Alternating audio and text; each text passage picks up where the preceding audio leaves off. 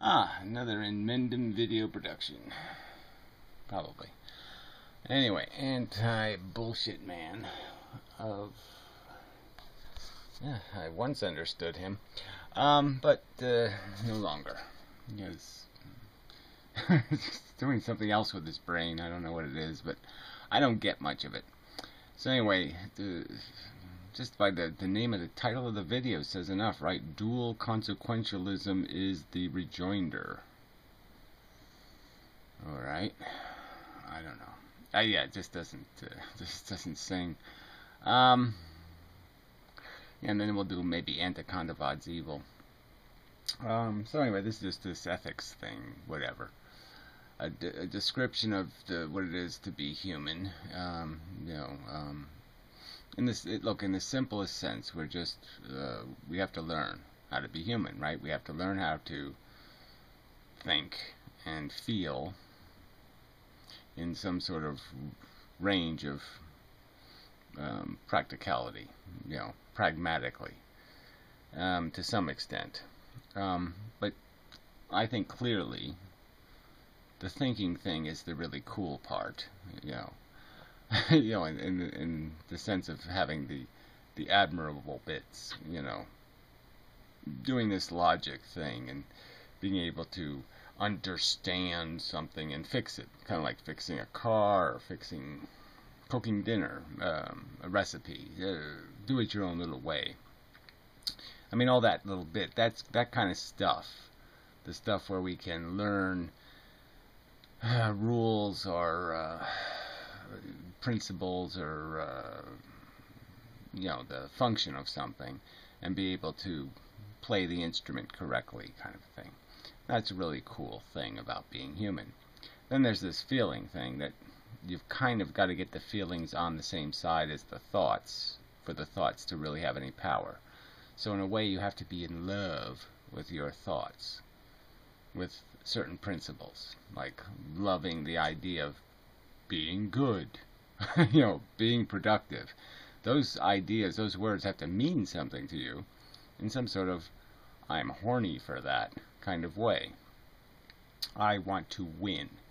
And your brain has a definition of winning, which is, well, you can't win by cheating. Yeah, that's not winning. That's being a cheat. That's being a loser. These simple little things, right? This is kind of as simple that you can see that in your psychology, and that we all kind of unfortunately you have to have a passion for it, and often our passions are a little bit personal, and that's where our bigotries get involved, and we cheat our perception, put the blinders on when we really don't want to know about the fact that we had an advantage in some contest or some other kind. We just don't want to really think about that. We want to think we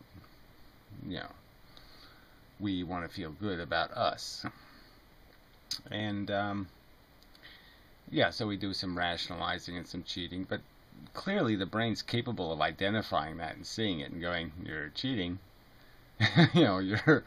You're just not accepting full responsibility, and you just don't want to do the work of what it takes to do the right thing, and it's inconvenient to do the right thing, and so you bend the right thing to be more compatible with your feelings. So, but anyway, when you're having a conversation though about what the absolute principles are, so that's what I'll get to here.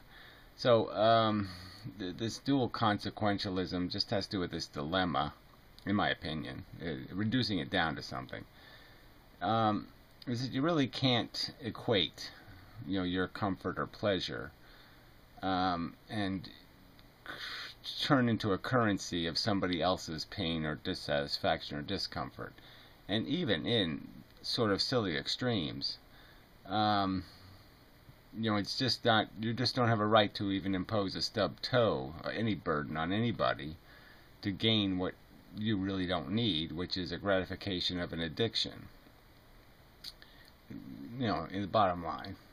So in the first place, our lives don't really have any meaning or value, and all that really has value is our experiences, and we can't, in a sense, purchase those experiences through somebody else's pain.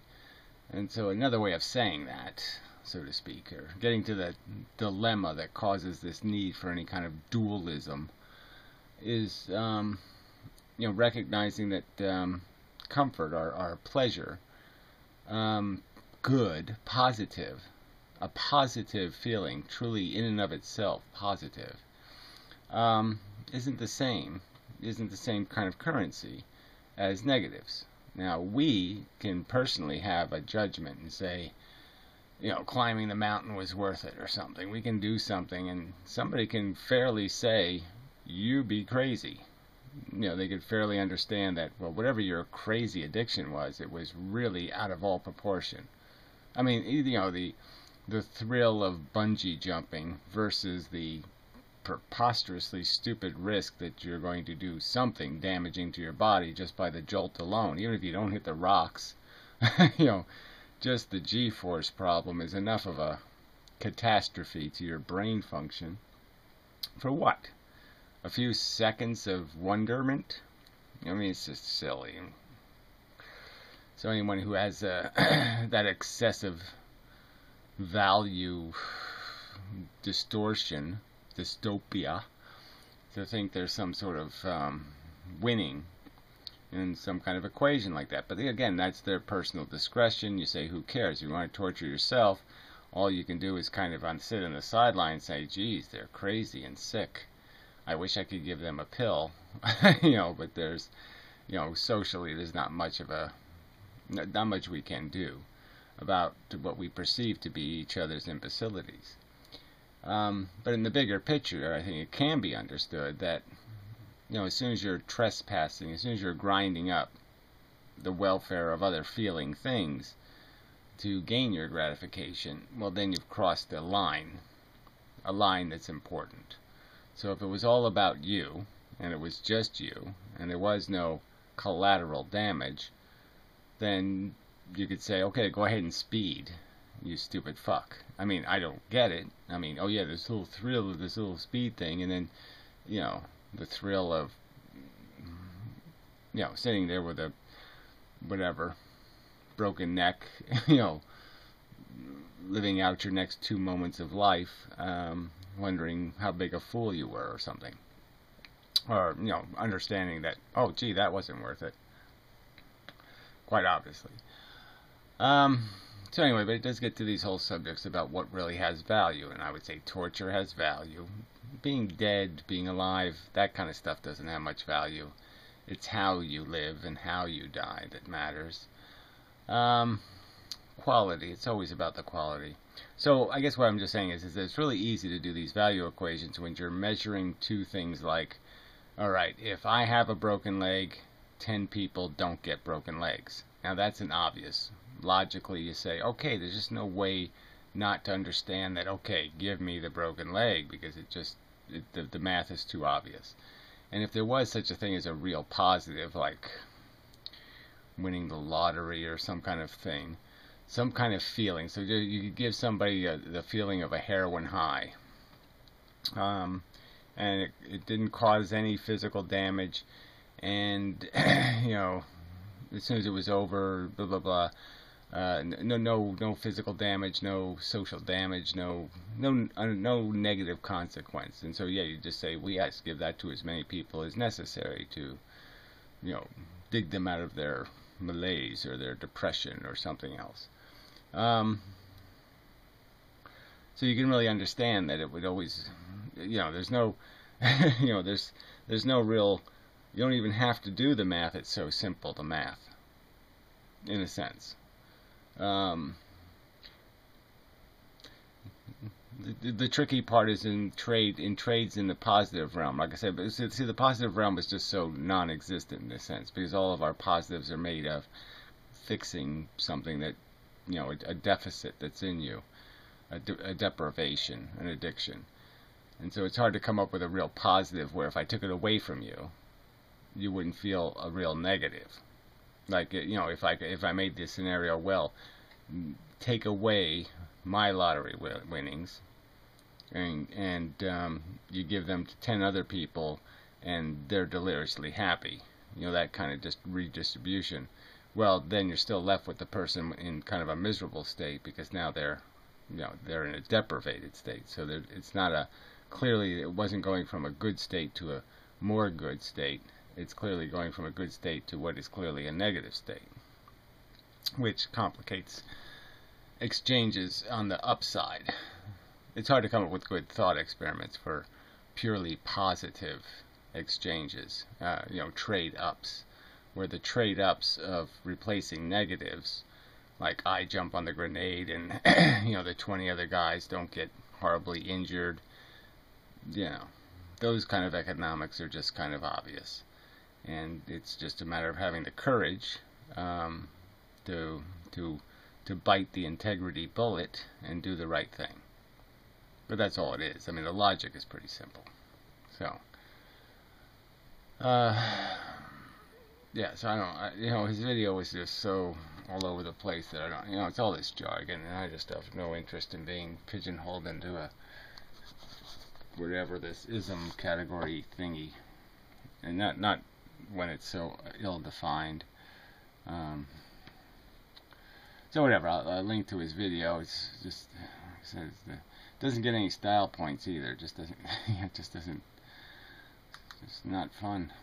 Anyway, on to Kantavad. Hate for the devil. So this ought to be funny anyway. So let's play some of this and see where it leads. Browser is going to blow up. Cool.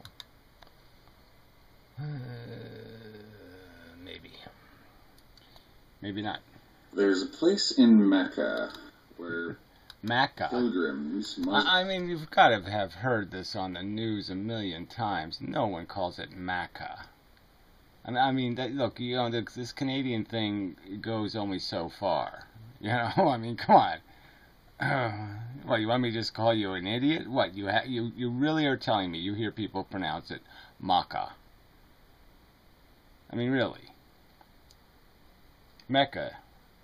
I've never heard it pronounced anything other than Mecca. I mean, it's one of those words where I don't think I've ever heard it ever pronounced but anything but Mecca. Ever. In my entire existence, you're the first person to sit there and make a mess of the word. How could you possibly do that? You're an international character.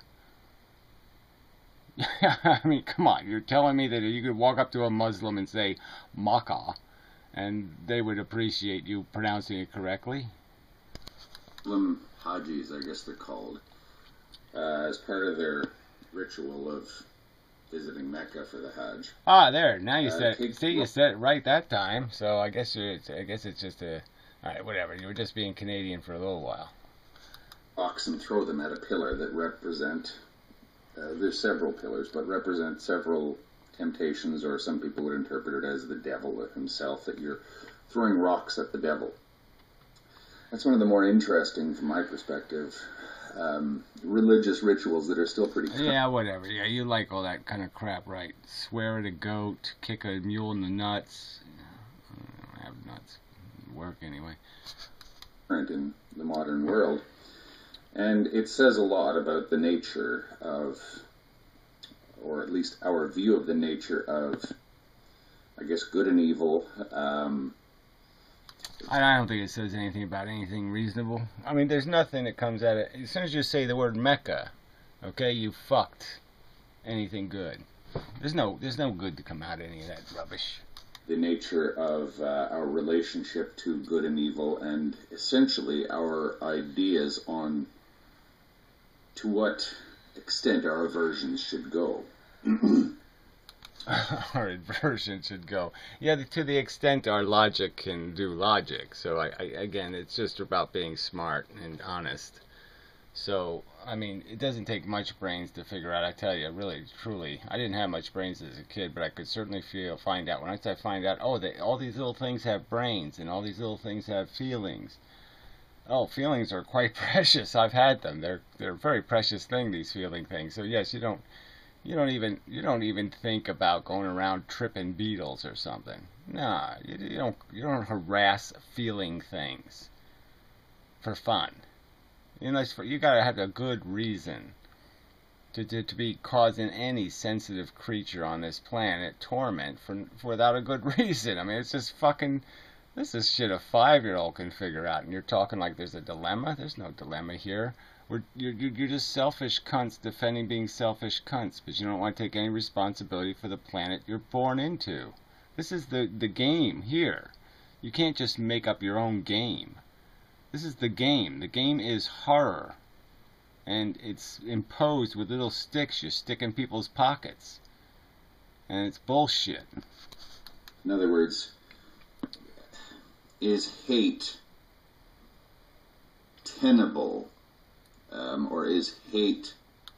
Look, hate is just the opposite of the love thing in the sense that passion versus, positive passion versus a negative passion. So yes, the things that you find admirable in yourself or in the world are beautiful or fine in terms of great efficiency, and you see, wow, he negotiated with the heathen Mechiites and prevented them from jihading and causing all kinds of pain and suffering, and so you give the guy a Nobel Prize because he did a great thing, right? So that sort of makes logical sense. And then you find somebody who's inciting hate and talking bigotry and pretending that Whitey has horns and he's going to come here and cast spells on you, or some other rubbish, inciting violence and futility, futile violence. Massacres, let's even say. Yeah, you hate that. You hate the waste of this. This waste of creating a look, we already have enough problems, so we don't need somebody, stirring in some more spicy bullshit. A desirable quality for us to have. Because I would say that the act of stoning something, because it brings up ideas of stoning humans, is kind of an expression of anathematizing or punishing. No, it's a will to justice. I mean, it's a will to try to fix it, to try to make it right. Man, you can't even get that one right? There's nothing else. I mean, it's this whole idea of turning every time somebody does something to attempt to smite waste and horror and suffering and bad in the world, that somehow it's it's some sort of revenge act. And certainly it can be. There's lots of people out there just trying to get their revenge. They'll waste time having whatever kangaroo court so they can pop somebody's head off. Yeah, it's just silly. But most of the time, most of what the human race is after is something called, most human beings on an individual personal level are seeking control and justice and fairness, and this is the only mechanism they have. They can't prevent it. They can't drill holes in people's brains and put sticks in there and fix their brokenness. So all they have as a weapon against it is some sort of punitive deterrence. Is they have nothing else. But I'm telling you, if they had some other choice, if they had something else to vote for, as much as I think human beings suck, I think they would vote for a better way. Deliberately harming someone and spectacularly harming them, as opposed to just getting them out of the way. I would assume that if you wanted to just delete somebody, you would lop their head off. Yeah, well, they do that too. So again, when you bring up Mecca and then you talk about, I think they would just they do plenty of that, just lop their head off shit. And sometimes they make a spectacle of it. Because if you make a spectacle, fill the arena full of people, and before the football game, hack off a couple of sluts' heads, and that'll teach the sluts not to be sluts. Now, look, the idea isn't flawed. The foundational understanding is insipid and silly. The crime is putridly insignificant. But the mythology of the thoughtology of recognizing that there's such a thing in the world as deterrence, wow, there's nothing illogical about recognizing that. I mean, look, frankly, I have been deterred from doing things my entire life by the prospect of punishment. And if I could do as I will, as I would truly desire to see the world have done to it, it'd be a really different place. Trust me.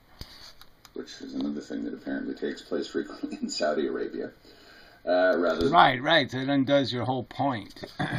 than stoning them. So stoning somebody means that stoning something means that you want to, it's at a distance from you and you have to throw rocks at it. You don't even want to go near enough to touch it. That kind of thing is. Yeah, right. Okay, yeah. Read a whole bunch of crap into this thing that has nothing to do with it. But I'm sure part of that came about because of lepers and everything like that. And unfortunately, I mean, clearly there was a point where, I'm sure people felt bad, but they also said, I don't want fucking leprosy. I know you're hungry. I know you want to live in town with the rest of us, all that kind of shit.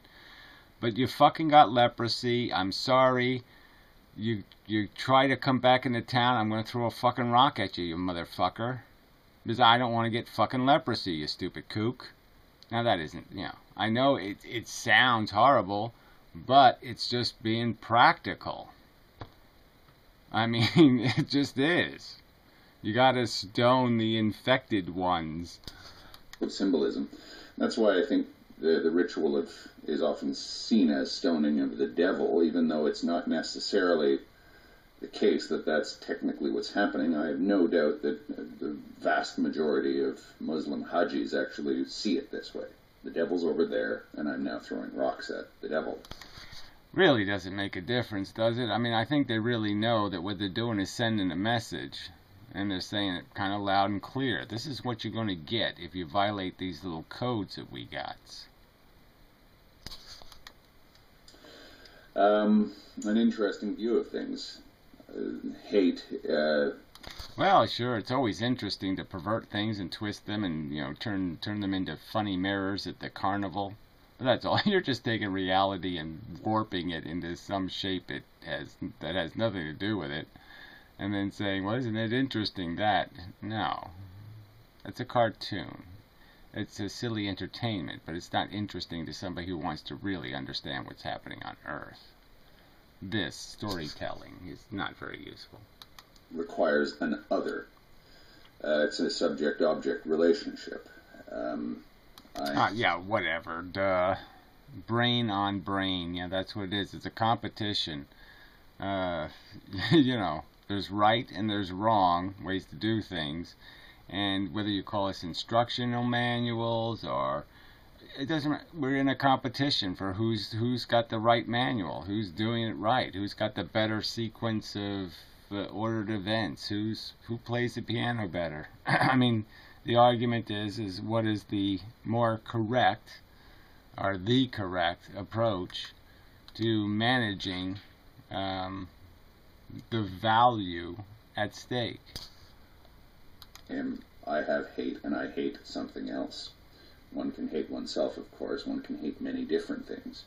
But in this particular perspective, in terms of hating something exterior to oneself, it assumes that there is this other out there. Yeah, whatever. I mean, quite obviously, you're an other compared to me, okay? I mean, we're others. We're not anything alike in terms of our fundamental understanding of reality. There's no reason to say we're the same, so other seems perfectly suitable terminology to describe. And I'm arguing that the world should be run by this other, not your other, however you want to put it. That you're a menace, and I'm not. Quite obviously. Let me jump ahead, see if this gets it all interesting. It does seem to look that way. But I don't think that actually stands up to scrutiny. I don't think that stands up to... Let me go back. Who the bad guy is always boils down to this one person getting rigidly framed by the camera and, we caught you, you bad person. That's how the herd, I guess you would call it, has its morals. Right. So the guy just, you could just go back to a Clint Eastwood movie, right? I mean, it doesn't matter. You could just find, so a guy, rapes the fiance and rapes the woman and then kills the to-be husband. And and leaves town, and then the posse goes after him, and they catch him and they hang him. This guy would say, oh, that's just some sort of hate bigotry, or that's just some sort of, well, who's the real bad guy? Come on. Yeah. I mean, he really thinks that most of the people in jail probably don't belong there. Yeah, he probably does. The kook. Nasty way to refer to the overwhelming mass of human society, isn't it? Especially for somebody who says that hate and otherizing people isn't good, but it does seem to look that way. Yeah, well, whatever. I just, I mean, okay, maybe somebody will buy this crap. I mean, obviously you get the 10 likes for this kind of shit. You know, defending criminal mentalities, defending the selfish and the takers and the rapists and the pillagers. But frankly, I don't think it's gonna. If I presented these two philosophies, one that says, should the bad people, okay, be used to prevent crime, you know, in the sense that you punish them to prevent crime in the future, to create deterrence, or should we just let them all get away with it? I think they'll understand the right answer. But you know, I don't think that actually stands up to scrutiny. I don't think that stands up to withering scrutiny. Do we know enough about anyone to hate them? I don't think so. Oh, fuck you. I know enough. I do. As soon as they got a prayer tower, I know enough. As soon as they got a cathedral, you know, sucking the money out of the poor, yeah, I know enough. God, unbelievable. Let's jump ahead a little. The view that most of us aren't even aware of our own motivations for doing 99% of the things that we do. Okay, so there's another. He's just insulted all of their intelligence, and the people just uprate that. Oh yeah, I never think about what I'm doing, and I have no clue what I'm doing, and I just act impulsively, and I'm, you know, just pretty much completely retarded. Well, his audience is that. Do them. But hate, though, I think does imply a moral judgment. It has to be, you know, there has to be some sort of... I mean, a moral judgment. See, again, he turned it into morality. So anytime you have any logical objection to behavior, somebody just poured dioxin, you know, for $50. They just poured dioxin into Lake Michigan. Oh, it's irrational to hate. The idea that this grave injustice has been done, which implies a moral ideal, justice. Yes, a moral ideal, which is ethical decency. I mean, you have to obey a few civil rules. You cannot, you know, gather up children and then molest them and then, you know, flush them down the toilet. I mean, you know, there's rules, idiot. This is an ideal, isn't it? And it also implies the idea that that if you engage in this kind of activity, it actually says something about you fundamentally. Right. Well, what is that? Is this hard either? So Ted Bundy tortures women for hours and then kills them. You know, kills them. This doesn't say something fundamental about his psychology, the function of his brain, that he finds this totally defendable. I will torture them for my gratification. And that makes perfectly good sense. And this isn't, and somehow we're not rationally supposed to say, that's one broken motherfucker. That clock ain't working. And somebody needs to pull the plug because it's going to blow up the powerhouse or whatever. It's just a threat to all of us. At some fundamental level, you are an error, or at an existential level even. Right. So again, there's no possibility that there's any wrong perspectives or outrageous conduct or silly ways of rationalizing selfishness and all kinds. That can't possibly happen. There's no such thing as a truth. There's no such thing as a reality. You get to just make it up. If you want to think, 9-year-old kids are oranges or apples and that you're allowed to eat them whenever you want to, fine. Yes, it's all subjective. You're allowed to have your interpretation. There's nothing called rationality or reason or logic are a gigantic collection of facts. We'll just pretend it's a comic book. And you can just make anything do anything because there's no rules, no gravity, no anything. Fuck you. To be hated, or in order for you to hate somebody, you have to say that there's something about that person. It might not be irreversible in them, but it's so deep and it's so malignant that any rational person would hate that person.